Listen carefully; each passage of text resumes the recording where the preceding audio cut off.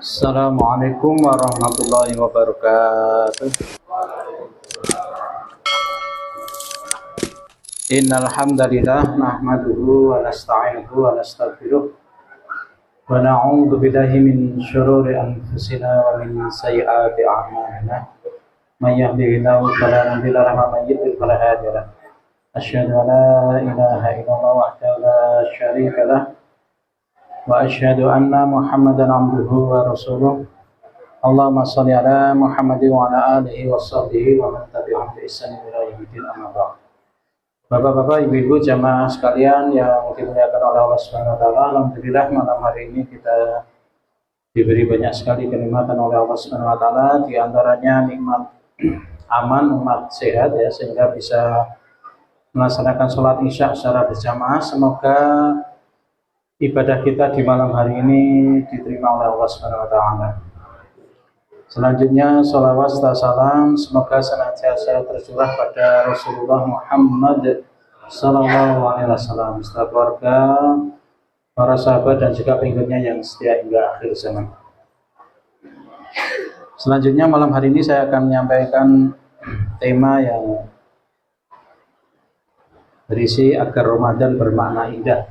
Kira-kira hal-hal apa yang perlu diperhatikan supaya Ramadan kita lebih bermakna. Ini sebagian sudah saya sampaikan pas Jumatan ya, cuman yang Jumatan cuma bapak-bapak, ini jamaahnya ibu-ibu ya. Saya kira perlu juga disampaikan di sini. Yang pertama, Allah Subhanahu wa taala menyampaikan dalam surat Al-Baqarah ayat 197, A'udzu billahi minasyaitonir rajim. Wa tazawwadu fa inna khairaz zadi taqwa wattaquni ya ulil albab. Berbekalah dan sesungguhnya sebaik-baik bekal adalah takwa, dan bertakwalah kepadaku hai orang-orang yang berakal. Ayat ini sebenarnya berhubungan ya dengan ibadah haji, tapi bisa juga diterapkan dalam berbagai ibadah yang lain. Wa tazawwadu, bawalah bekal. Dahulu ada orang-orang yang mengatakan, bukankah Allah akan memberi rezeki orang-orang yang pergi haji? Sehingga mereka pergi haji itu tidak membawa bekal dengan alasan tawakal kepada Allah. Kalau haji nggak bawa bekal, yang terjadi apa? Kira-kira bagaimana Pak? Kalau haji betul-betul sanggup, ya, pasti malah repot sendiri dan di sana akan merepotkan orang lain ya. Nah, bisa meminta-minta. Meskipun dahulu ada suku Quraisy yang mengatur kota Mekah ya, dan termasuk diantaranya melayani jamaah haji, sehingga mereka yang mengurusi minum dan sebagainya. Dan mereka biasa mencari siapa di antara jamaah itu yang kesulitan dan mereka bantu. Hanya saja di sini Allah memerintahkan wa tazawwad, berbekalah. Kemudian dilanjutkan fa'ina khairaz zadi taqwa, dan sesungguhnya sebaik-baik bekal adalah takwa. Wattaquni ya ulil albab, dan bertakwalah padaku hai orang-orang yang berakal. Ini juga bermakna bahwa bekal terbaik sampai kelak di negeri akhirat adalah bertakwa. Dan di sini Allah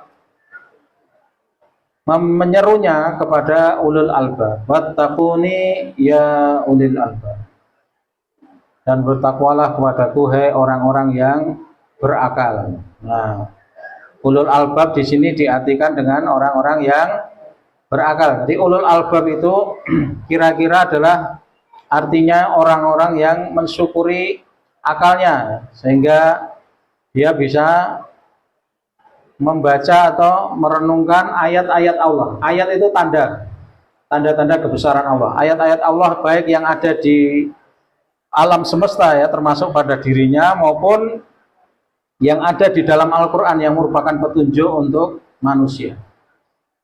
Itu sebabnya di wahyu-wahyu yang awal ya, di surat yang turun di awal, surat Al-Alaq ayat 1 sampai 5, ayat 1-nya sampai 2 kita bahas di sini. A'udzubillahi minasyaitonirrajim. Bismillahirrahmanirrahim. Iqra bismi rabbikal ladzi khalaq. Bacalah dengan nama Tuhanmu yang menciptakan, khalaqal insana min 'alaq, menciptakan manusia dari segumpal darah. Di sini Allah Subhanahu wa taala mengingatkan kita semua bahwa kita yang hari ini sempurna ya, punya penglihatan, pendengaran, punya mata, mulut ya, telinga, hidung, kaki, tangan, itu dulunya segumpal darah. Segumpal darah itu menempel di dinding rahim. Alak itu juga bisa berarti yang menempel seperti lintah. Dan setelah diteliti ternyata lintah dengan janin atau darah yang dulu nempel di rahim itu ternyata sama. Jadi segumpal darah ini menyerap nutrisi dari ibunya. Nah, segumpal darah itu oleh Allah Subhanahu wa taala kemudian dibentuk ya menjadi seperti daging, kemudian ada tulang-tulangnya, kemudian dibungkus dengan kulit ya. Diberi penglihatan, pendengaran, hati ya, kemudian ditiupkan roh, lahir manusia sempurna.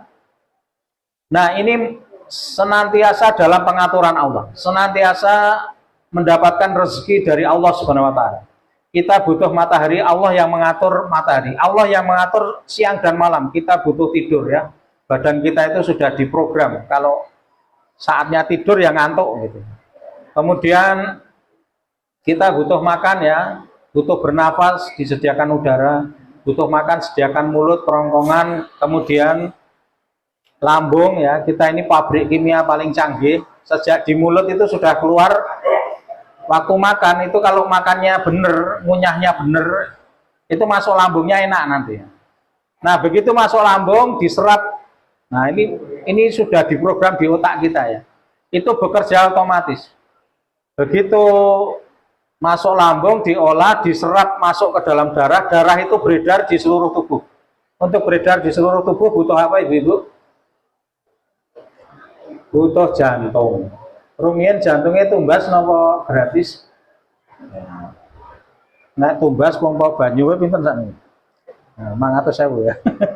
Nah, itu jantung itu memompa darah-darah, kalau nggak mengalir berhenti dia akan membeku kayak camcau gitu. Nah, tubuh kaku mati. Dan itu jantung setiap detik bekerja ya. Dedek itu selama 24 jam setiap hari. Jenengan yuswane pinten? Yang paling tua umur berapa ini? 70, 80? Ada yang 100? Ya 70 tahun ya misalnya, itu jantung nggak berhenti Pak. Nek berhenti setengah jam yang terjadi apa? Ya tamat gitu. Nah, itu semua yang ngatur Allah, dan alam semesta ini yang ngatur Allah, dan kita yang ngasih rezeki setiap detiknya Allah. Dan kalau ulul albab itu menyadari, berarti setiap detik kita bergantung kepada Allah. Sebagaimana dulu segumpal darah nempel ke ibunya itu. Jadi karena dia sadar butuh kepada Allah, maka dia takut kepada Allah. Bersyukur, tunduk, takut kepada Allah. Takwa itu kan asal katanya juga takut ya. Tunduk. Maka ketika Allah memberi syariat, memberi ujian berupa ibadah, ya dia paham ibadah itu bukan untuk Allah ya, tapi untuk dirinya. Karena apa? Di surat Al-Alaq itu Allah menegaskan Allah itu Rabb, pencipta, pemberi rezeki, yang ngatur hidup kita, yang memprogram otak kita itu ya, yang memberi rezeki, yang mengatur hidup kita setiap detik, yang ngatur alam semesta sampai jatuhnya daun dan sebagainya itu ya. Itulah yang memberi kita rezeki dan mengatur hidup kita setiap detiknya. Dan kita butuh rezeki dan penjagaan dari Allah. Sebaliknya, Allah Subhanahu wa taala sebagai Rabb, pencipta, pengatur alam semesta ini, yang memberi rezeki kepada kita itu nggak butuh kita. Baik kita sholat atau nggak sholat, Allah tetap yang maha besar, yang maha agung. Baik kita mau puasa atau nggak puasa, Allah yang maha agung. Kalau kita nggak sholat, yang rugi siapa ibu-ibu? Nah, kita sendiri. Dan sholat itu untuk kebutuhan kita yang berikutnya ya, di surat Ar-Ra'd 2 ayat 28, alladzina amanu wa tatma'innu qulubuhum bi dzikrillah. Ala bi dzikrillah tatma'innul qulub. Yaitu orang-orang yang beriman dan hati mereka menjadi tentram dengan mengingat Allah. Ingatlah, hanya dengan mengingati Allah lah hati menjadi tentram. Kita punya jasad ya, punya jasmani, juga punya rohani. Jasmani punya kebutuhan, rohani punya Kebutuhan. Sholat itu kebutuhan kita, puasa juga kebutuhan kita, nanti sedekah, zakat juga kebutuhan kita. Haji pun demikian. Ya. Semuanya kembali kebaikannya pada kita semua. Karena Allah tidak membutuhkan makhluknya, dan kita makhluk yang selalu membutuhkan Allah. Terlebih nanti saat ada di akhirat, saat dibangkitkan di padang mahsyar. Kalau di dunia kalau di dunia itu manusia kadang nggak butuh Allah, merasa cukup karena apa? Sering diuji oleh Allah. Kadang ujiannya itu berupa apa? Berupa kebaikan, kenikmatan ya. Misalnya apa? Diberi harta, diberi jabatan, kekuasaan, sehingga punya tentara, punya prajurit ya, sehingga merasa nggak butuh Allah, nggak butuh sholat, nggak butuh ngaji gitu ya, nggak butuh puasa dan sebagainya, karena merasa bisa apa? Mengatur dengan uangnya ya, segala urusan, macam urusan dengan duit. Padahal kalau Allah kehendaki seseorang itu sakit, mati karena sakitnya, nggak ada orang bisa beli obatnya, kan gitu. Nah, di dunia kadang orang lupa diuji oleh Allah dengan berbagai kebaikan, kenikmatan tadi. Nanti di akhirat saat dibangkitkan kita lebih butuh lagi kepada Allah. Di akhirat sudah nggak ada penolong selain Allah Subhanahu wa Ta'ala. Bahkan saat dibangkitkan di padang mahsyar itu, setelah kiamat manusia dibangkitkan itu, dibangkitkannya pakai seragam atau enggak, Bu? Sing warga Pak jeblok ya, gak ada seragam betul. Nggih. Benjang le dibangkitkan aja ngagem seragam betul. Kudungnya sing abang napa ijo? Nah, mboten saged. Besok dibangkitkan orang enggak berbusana semuanya. Enggak pakai sandal. Dan begitu melihat apa yang dijanjikan Allah ya, pengadilan, surga, neraka, maka orang-orang kafir itu di surat An-Naba direkam ya perkataan mereka. Inna andzarnakum adzaban qariba yauma yanzurul mar'u ma qaddamat yadahu wa yaqulul kafiru ya laitani kuntu turaba. Sesungguhnya kami telah memperingatkan kepadamu hai orang kafir siksa yang dekat pada hari manusia melihat apa yang telah diperbuat oleh kedua tangannya. Dan orang kafir berkata, alangkah baiknya sekiranya aku dahulu adalah tanah. Mereka mengatakan apa? Ya laitani kuntu turaba. Alangkah baiknya kalau dulu saya nggak manusia, jadi tanah aja. Karena apa? Tanah nggak dibangkitkan, manusia kalau udah mati kiamat dibangkitkan, dimintai pertanggung jawaban. Diberi tangan, kaki, mata, pendengaran untuk apa? Diberi kesehatan untuk apa? Kasih waktu, kasih duit untuk apa? Nah, ditanya oleh Allah. Itu sebabnya orang yang beriman paham betul, maka ketika dia sholat, dia betul-betul menghadap kepada Allah, menundukkan dirinya, mohon kepada Allah pertolongan.